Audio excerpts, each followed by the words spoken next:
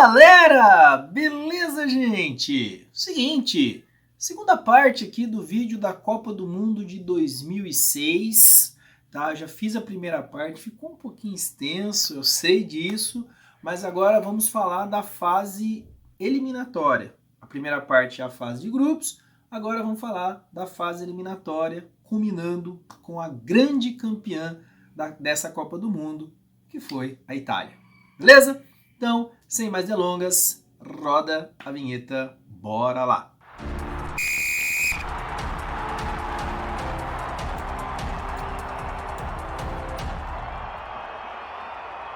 Bom dia, boa tarde, boa noite, boa madrugada para você que está aqui no YouTube, dando essa moralzona para mim. Agradeço de coração esse carinho todo. Peço para vocês acessarem as redes sociais do canal, Instagram, Facebook, tem o blog também, os links estão todos aqui na descrição. Também tem um QR Code que está aparecendo aqui na tela para facilitar aí o acesso às nossas redes sociais aqui do CMF.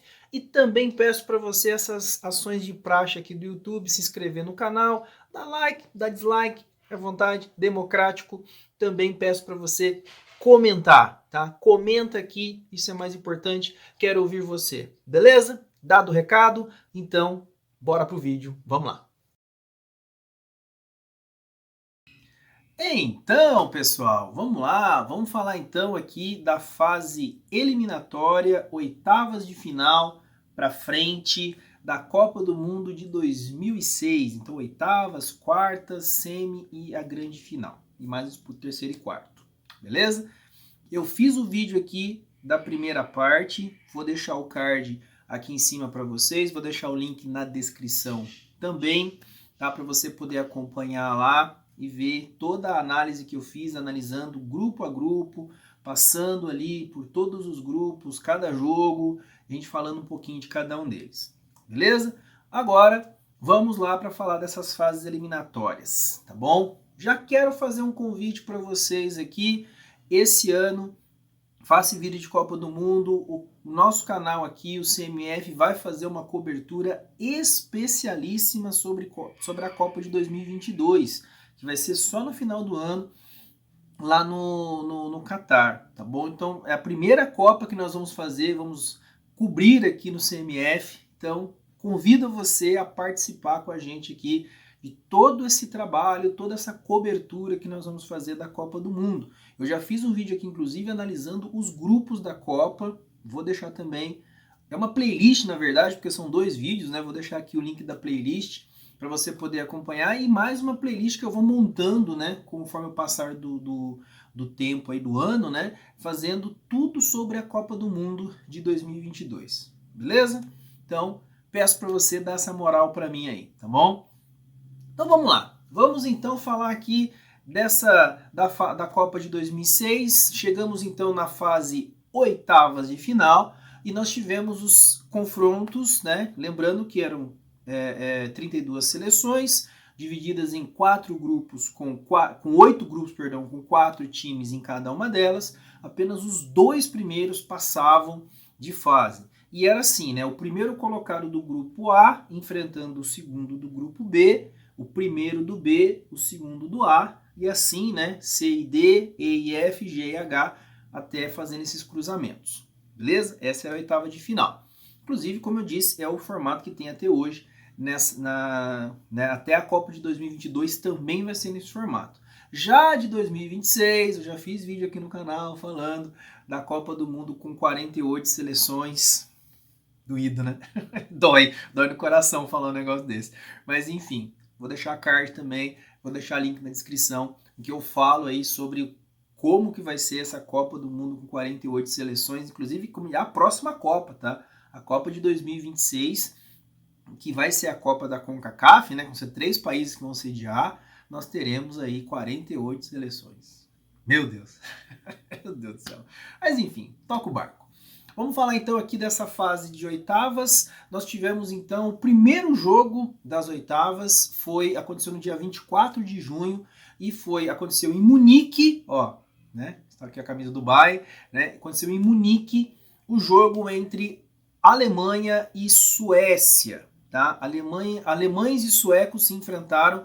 A Alemanha venceu por 2-0 com 2 gols do Lukas Podolski. Inclusive, lá na primeira parte eu falo, né, que o Podolski foi considerado o melhor jogador jovem dessa Copa do Mundo, tá? Ele ganhou esse prêmio aí. E como eu disse, o Lukas Podolski, ele fez os 2 gols nesse jogo, e logo com 10 minutos de jogo, 10, 12 minutos de jogo, a Alemanha já vencia por 2-0 com 2 gols do Podolski.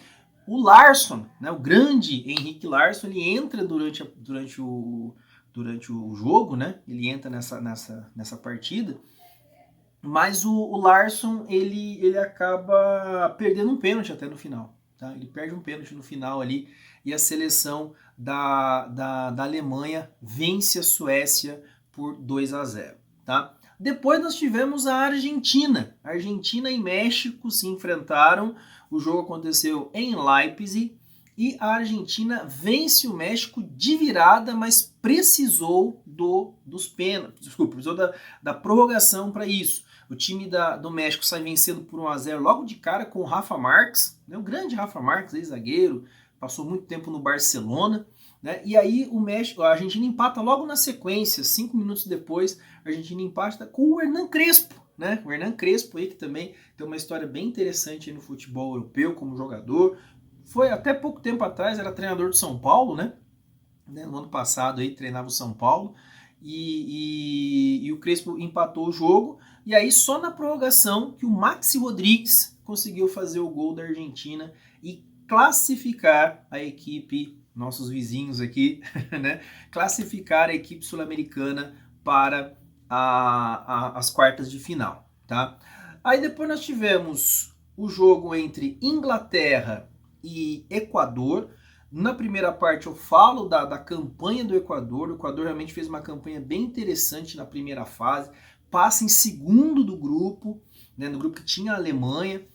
Realmente uma campanha bem consolidada. E o Equador perde por 1-0 para a Inglaterra. Foi um gol de falta do David Beckham já no segundo tempo, já com 15 minutos do segundo tempo, que o time da Inglaterra faz o gol. Mas o Equador meteu bola na trave, vendeu caro aí a sua derrota para a seleção inglesa. E uma coisa interessante, né, que, como eu disse, foi uma campanha muito interessante, uma ótima impressão que essa seleção equatoriana deixou na Copa do Mundo da Alemanha, tá? Então, assim, acho que esse jogo, o Equador merecia uma melhor sorte, merecia ali pelo menos levar esse jogo para prorrogação.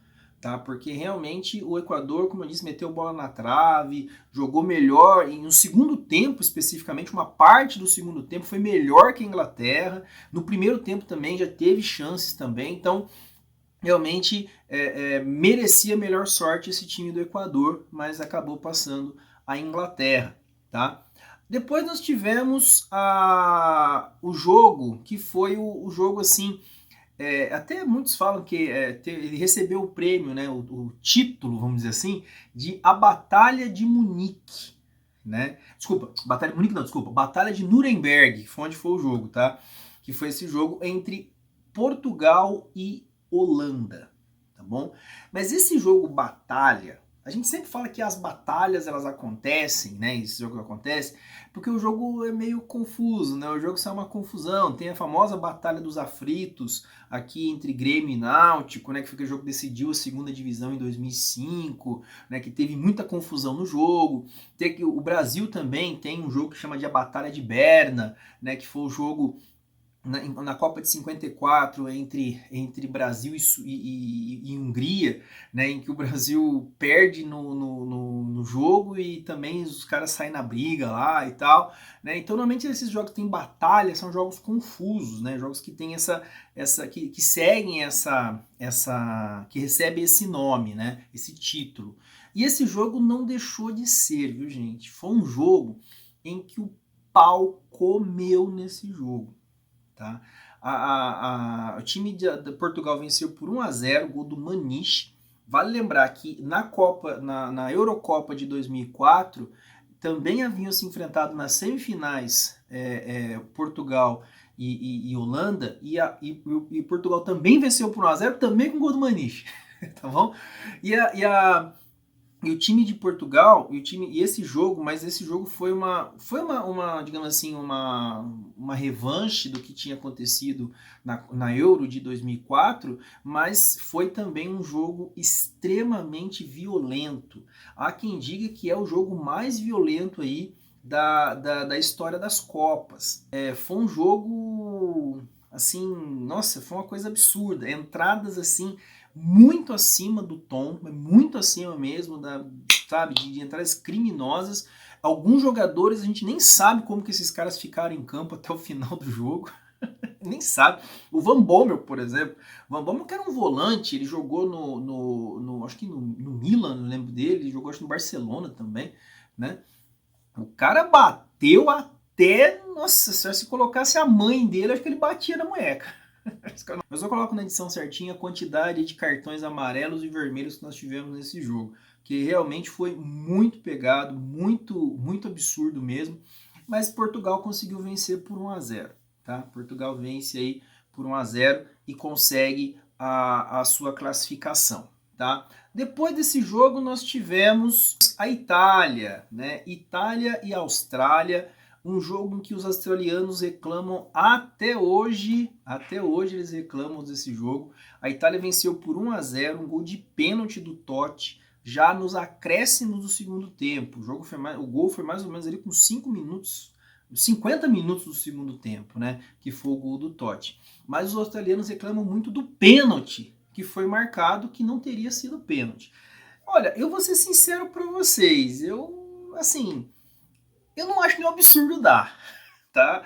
É o tipo do pênalti, cara, que se o juiz não der, você entende, mas se o juiz der também, você fala, ah, tá bom, né? Mas, assim, eu não daria, sendo bem sincero, eu não daria o pênalti não, mas, né, cada um. Não acho um absurdo, mas eu não daria não, achei que não foi pênalti não, tá? Mas na minha visão. Mas então a Itália vence por 1-0 e elimina a seleção australiana, tá? Como eu falei, os caras estão reclamando até hoje desse jogo, tá? O time da Austrália, esse jogo foi em Kaiserslautern, tá? E depois nós tivemos o jogo da Suíça contra a Ucrânia, que foram duas surpresas aí, né? A Suíça passando em primeiro num grupo que tinha a França e a Ucrânia passando também de fase na sua primeira Copa do Mundo como Ucrânia, né? Vale lembrar que a Ucrânia a Ucrânia jogou como União Soviética, tinha jogadores ucranianos ali, mas na época da União Soviética, mas como Ucrânia foi a primeira Copa do Mundo. E esse jogo foi interessante porque a Suíça, ela termina a Copa do Mundo sem tomar gols. Tá? Ela termina sem tomar gols. Então é um recorde. Ela é eliminada da Copa do Mundo sem tomar gols. Isso é um recorde, né? Só que também tem um detalhe. Tem um detalhe. Isso é um recorde que é uma marca extremamente positiva. Mas também tem uma marca negativa, a campanha da Suíça nessa Copa. Ela disputa, é o único país na história a fazer uma disputa de pênalti e também não marcar nenhum gol. É incrível isso, né? Eles não marcaram nenhum gol. Foi 3-0 para a Ucrânia e foram 3 cobranças erradas da seleção da seleção suíça. 3 cobranças desperdiçadas, tá? E da seleção da Ucrânia, a Ucrânia acertou 3, mas também o Shevchenko, que é o grande craque do time, acabou perdendo o primeiro pênalti, tá? Mas aí a Ucrânia acabou passando, vencendo por 3-0. Então a Suíça conseguiu, né, algo positivo, que é não tomar gol na Copa, ser eliminada sem tomar gols, mas também numa disputa de pênalti não fez gol. Interessante isso, né? Aí depois nós tivemos o jogo do Brasil, né? Para fechar aí as oitavas de final, o Brasil enfrenta a seleção de Gana, vence Gana por 3-0, tá? Os gols foram marcados pelo Ronaldo, né? O Adriano e também o Zé Roberto, que foi o grande destaque dessa seleção. E o time do Brasil, como eu tinha comentado na primeira parte, era chamado quadrado mágico, era uma seleção realmente muito forte, tinha a base que tinha sido campeã em 2002, chega com o Ronaldinho Gaúcho como o melhor jogador. O Ronaldinho Gaúcho tinha ganho os 2 anos anteriores a bola de ouro de melhor jogador, 2004, 2005, né? Só que aquela seleção, ela não funcionou, tá? O quadrado mágico era formado pelo Kaká, pelo Ronaldinho Gaúcho, o Ronaldo e o Adriano, né? O Ronaldo já tinha sido 3 vezes eleito o melhor jogador do mundo naquele momento, né, em 96, 97 e em 2002. né? O Ronaldo Fenômeno consegue. O Ronaldinho Gaúcho era o melhor jogador do mundo, como eu falei, né? As duas bolas de ouro que ele ganhou. E o Kaká viria ganhar no ano seguinte. O Kaká iria ganhar no ano seguinte. Então, assim, o Brasil estava numa grande fase, esses jogadores. Ainda tinha mais o Robinho também no banco. O time do Brasil era realmente muito bom, muito forte. Roberto Carlos e Cafu nas laterais, o Gilberto Silva na volância ali, né? O Juan e o Lúcio como zagueiros. Eu até falei no vídeo da Copa de 2002, eu vou deixar um card aqui para vocês, o link na descrição desse vídeo da Copa de 2002, em que eu falo que o Lúcio, ele não foi bem nessa Copa. Né? Ele era um cara que, até no jogo contra a Inglaterra, ele falha muito, a falha dele é muito clamorosa, né? Ele falha feio no jogo contra a Inglaterra. Só que nessa Copa de 2006 ele tomou conta. Eu vou até falar, ó, na Copa de 2002 ele não foi bem não, mas de 2006 ele acabou com o jogo, né? Realmente, a dupla de zaga do Brasil era muito forte.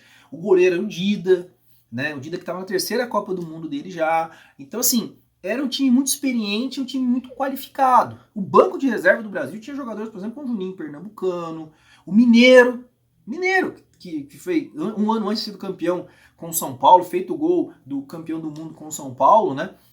Ele também estava nesse time, tava também o Fred, né, que estava no Lyon, inclusive fez gol até na primeira fase. Então o time do Brasil era muito bom. Só que dentro de campo o Brasil não funcionava. E muita gente dizia, né, que o problema do Brasil era a marcação, sobrecarregava a marcação. Então sobrecarregava a defesa, os volantes do Brasil se sobrecarregavam. Por quê? Porque o time do meio campo à frente não marcava. Ronaldinho Gaúcho, Ronaldo, esses caras não marcavam. E vale lembrar também que esses caras também, juntos, eles não funcionaram, assim, eles não... As melhores atuações do Brasil naquele período foi exatamente quando eles não estavam juntos, né? Por exemplo, a Copa das Confederações, o Brasil passou o trator na Argentina por 4-1 na grande final. Ganhou da Alemanha, mas fez uma primeira fase meio capenga. Tá? Mas ganha da Alemanha nas quartas, na semifinal, e depois ganha da Argentina, passando, né, fazendo um chocolate na Argentina, jogando muito bem. Só que naquela Copa das Confederações, por exemplo, os dois laterais não jogaram, Roberto Carlos e o Cafu, né? E o Ronaldo Fenômeno também não, jogou o Robinho. Então, quando o Robinho jogava, ou no lugar do Ronaldinho Gaúcho, ou no lugar do Ronaldo, ou no lugar do Adriano, o time funcionava. Quando o Robinho não estava, quando estavam exatamente os quatro, o Brasil não conseguia funcionar. E foi exatamente o que aconteceu nessa Copa. Ficou muito evidente, porque o Brasil não funcionava. Tanto que vários jornalistas à época, o Flávio Prado foi um que falou muito sobre isso, né? Ele fala, olha, o Brasil... A melhor situação do Brasil era tirar um dos seus dois atacantes, né? E colocar, nem o Robinho, era para colocar um meio-campista ali, por exemplo, o Juninho Pernambucano, para fazer uma saída de bola melhor, para dar mais consistência para o meio-campo, porque realmente o meio-campo do Brasil expunha a sua defesa.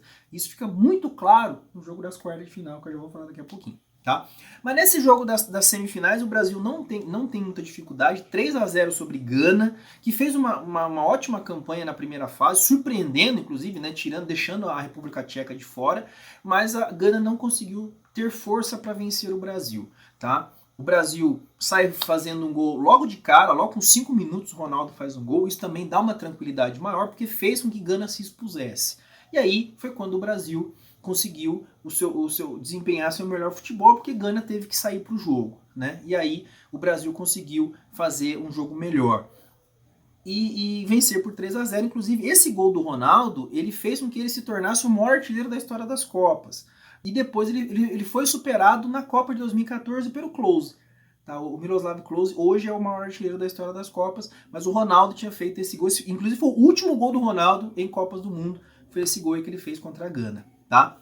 Depois nós tivemos, no último jogo dessa fase, nós tivemos a seleção da Espanha enfrentando a seleção da França. A França que fez uma primeira fase bem capenga, bem, né, ficando ali, só conseguiu uma vitória, né, e tal, jogo amarrado, um grupo que tinha a Suíça, né, a Espanha que vinha, a França que vinha de uma Copa do Mundo que ela foi eliminada na primeira fase quando defendia o título na Copa 2002. Em 2004, a França, que também defendia o título europeu de 2000, ela é eliminada pela Grécia, tá?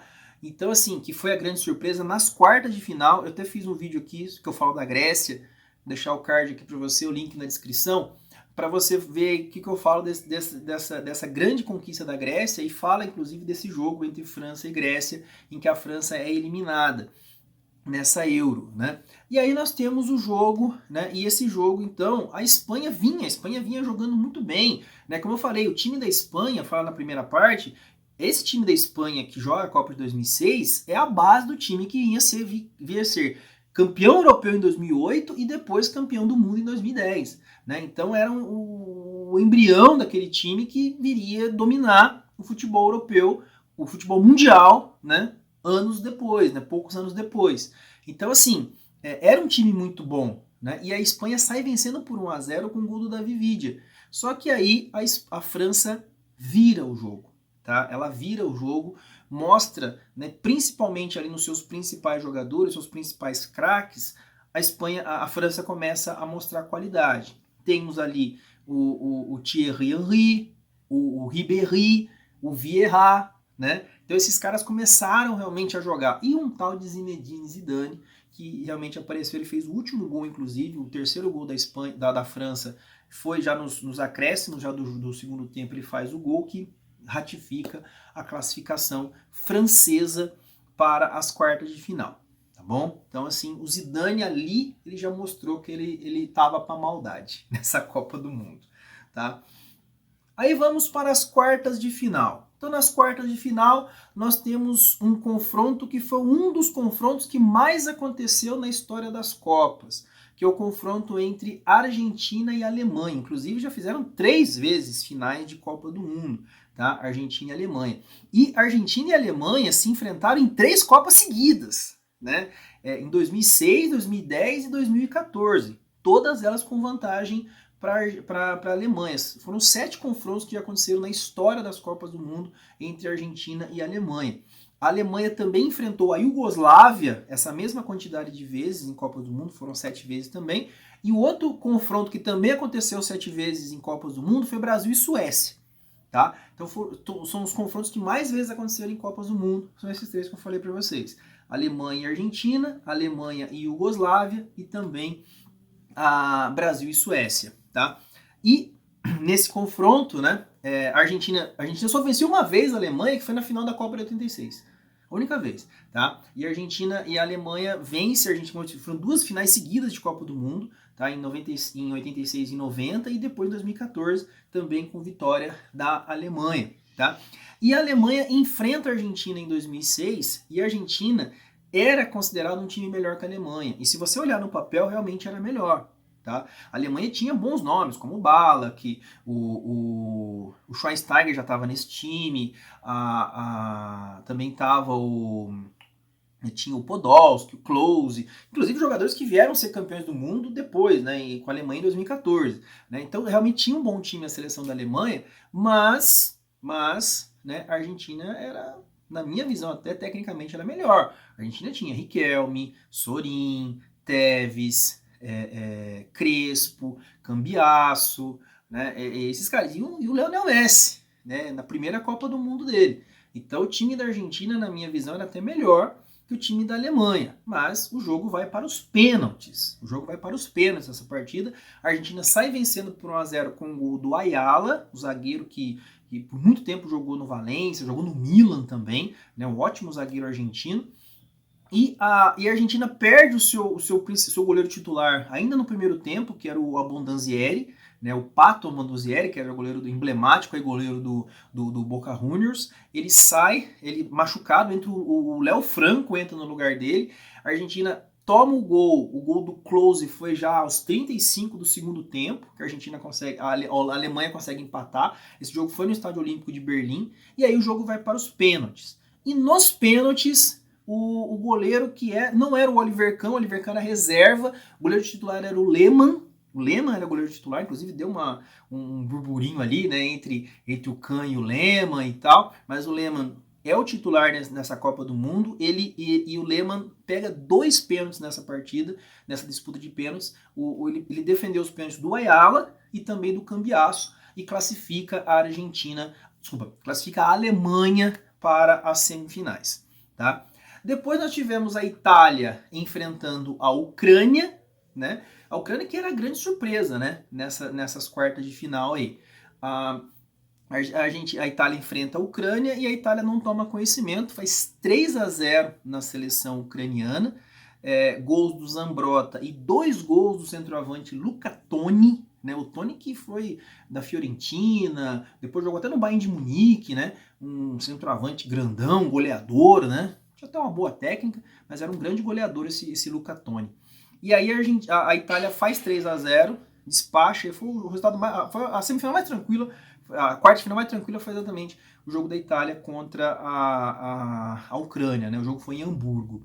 E depois nós tivemos o jogo também, falei pra vocês, Portugal, Portugal, todo jogo de Portugal é polêmico, cara. E aí nós tivemos a polêmica também, Portugal e Inglaterra, foi 0-0 o jogo, mas teve uma expulsão do Rooney, tá? No começo ainda do primeiro tempo, o Rooney foi expulso, o Cristiano Ronaldo chegou lá falando e gesticulando, e o juiz foi lá e expulsou o Rooney. A torcida do United pegou no pé dele, porque os dois eram companheiros de equipe, né?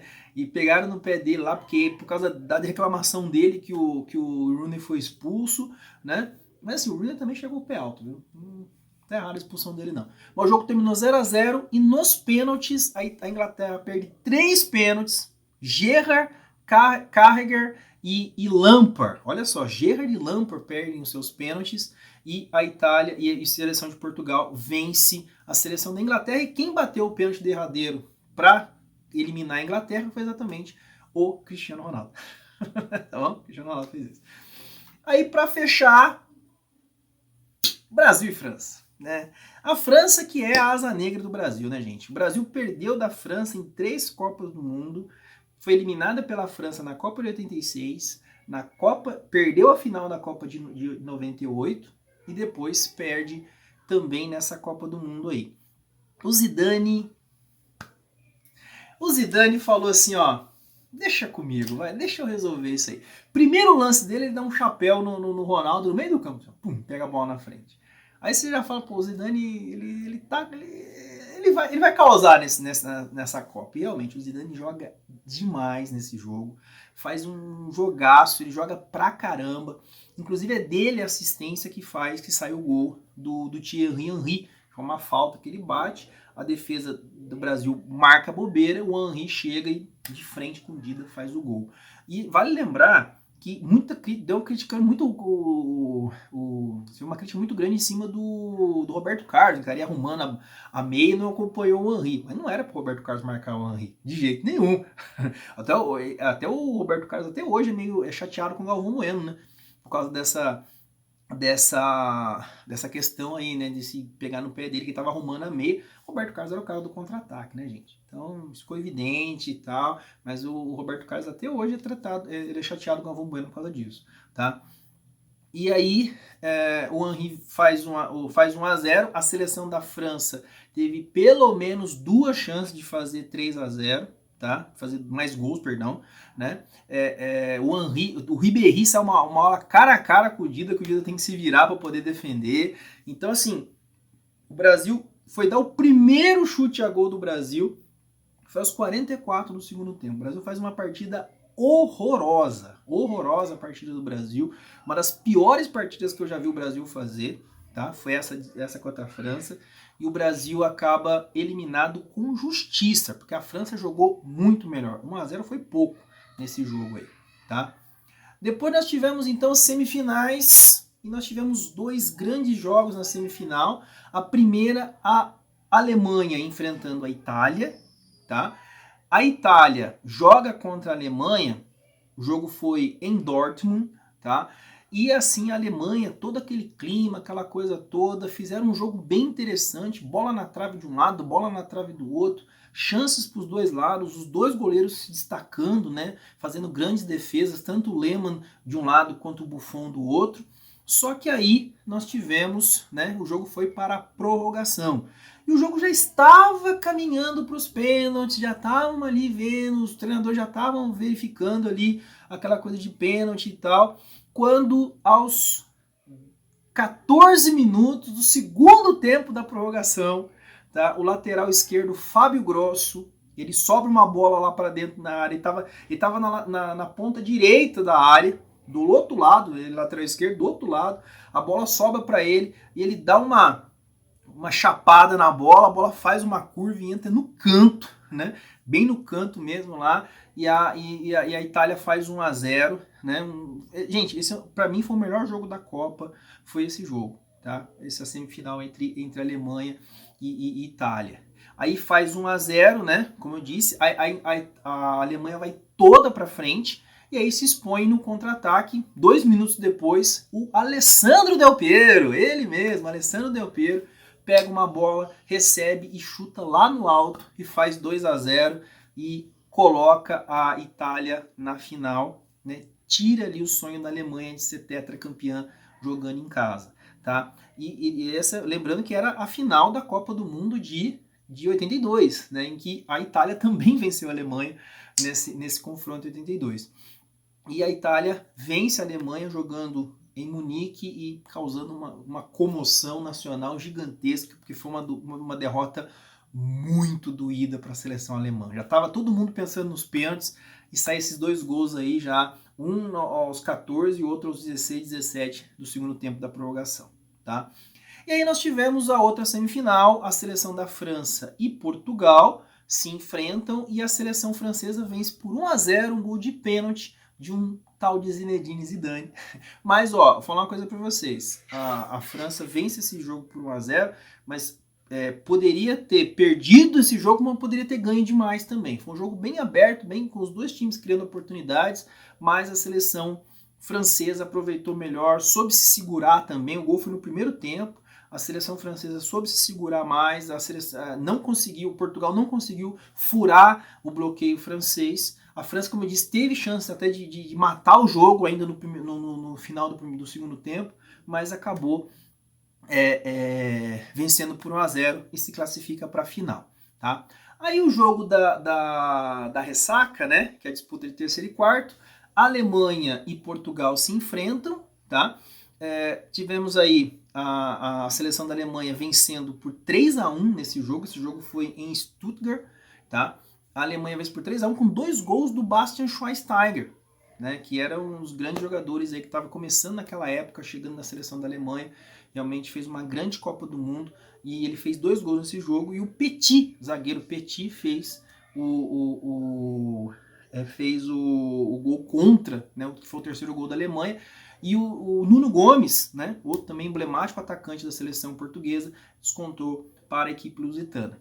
Tá? E Portugal termina em 4º lugar e a Alemanha consegue o 3º lugar dessa Copa.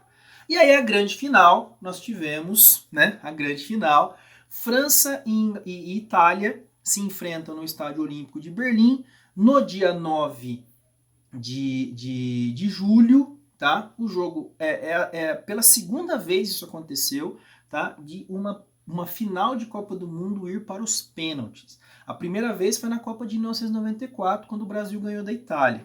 Tá? Pela segunda vez isso aconteceu. O jogo terminou 1-1, empatado no tempo normal e na prorrogação. Tá? 1-1 no tempo normal, 0-0 na prorrogação e foi para os pênaltis. Tá? Só que esse jogo tem algumas coisas interessantes aí. Primeiro, a França sai vencendo por 1-0, com o gol do Zinedine Zidane de pênalti, logo com menos de 10 minutos de jogo, uns 5, 6 minutos de jogo, 7 minutos de jogo, um pênalti em que ele bate de cavadinha. O Zidane deu uma cavadinha. A bola ainda bateu na trave, entrou acho que 2 palmos para dentro do gol assim e saiu. Cara, como é que o cara consegue numa final de Copa do Mundo dar uma cavadinha no pênalti, cara? Como o Zidane fez isso? Mas ele fez, tá? E aí a Itália empata ainda no primeiro tempo com um gol de cabeça do Materazzi, tá? E Materazzi, como eu disse lá no primeiro vídeo, ele entrou na primeira parte, né? Ele entrou no lugar do Alessandro Nesta, nessa Copa que se machucou.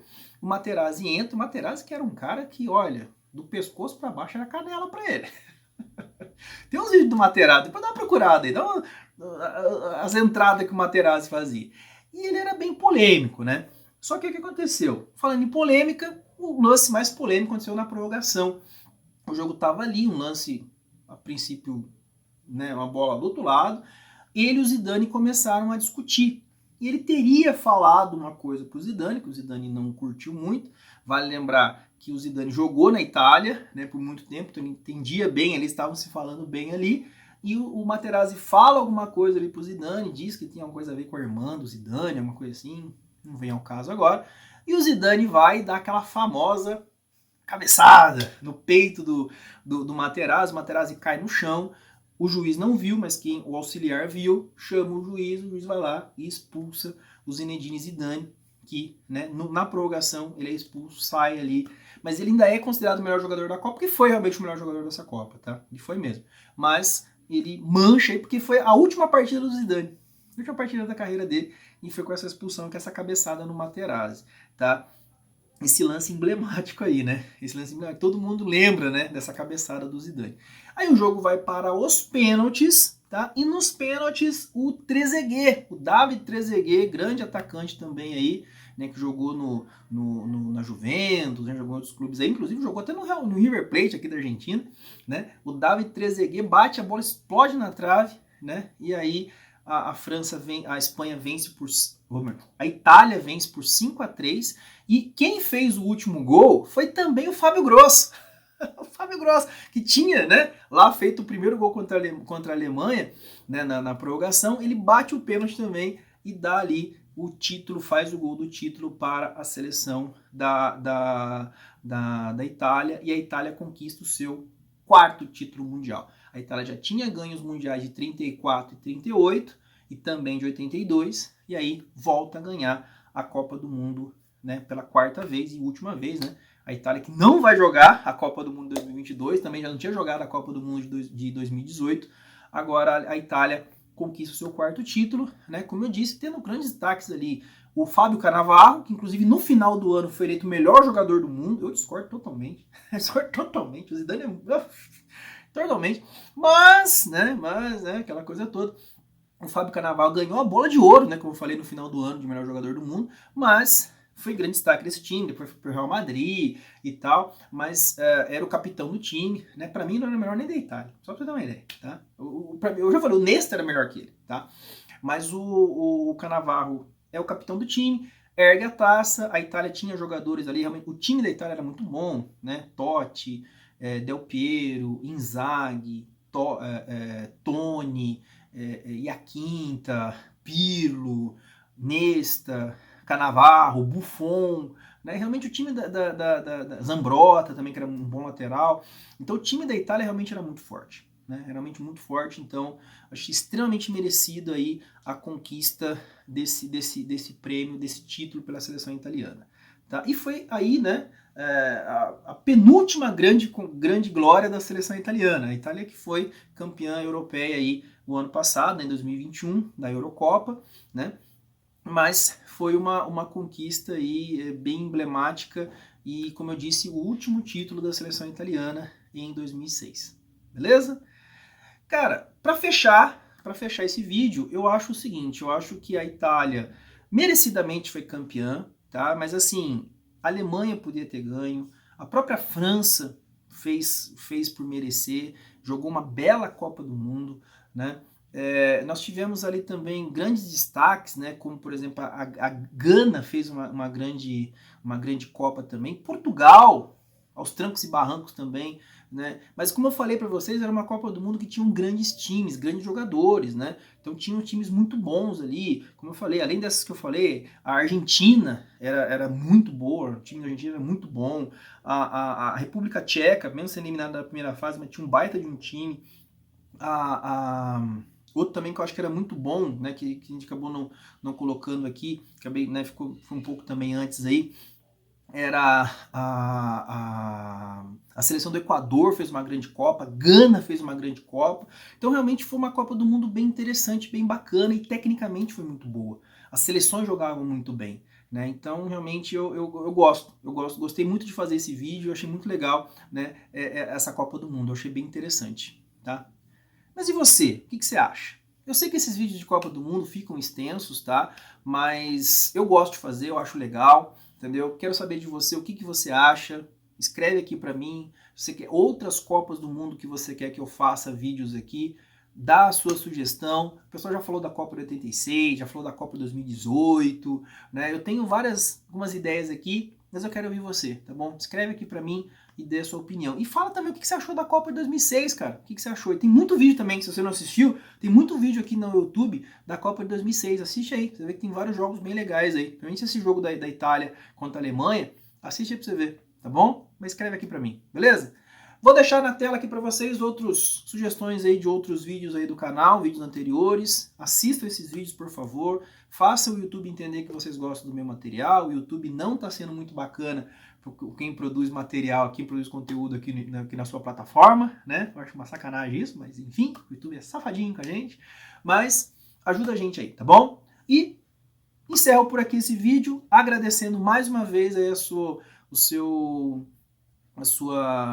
atenção, o seu carinho e muito obrigado mesmo, gente. Beijo no coração, até os próximos vídeos do canal. Fiquem com Deus, até mais, gente. Tchau, tchau.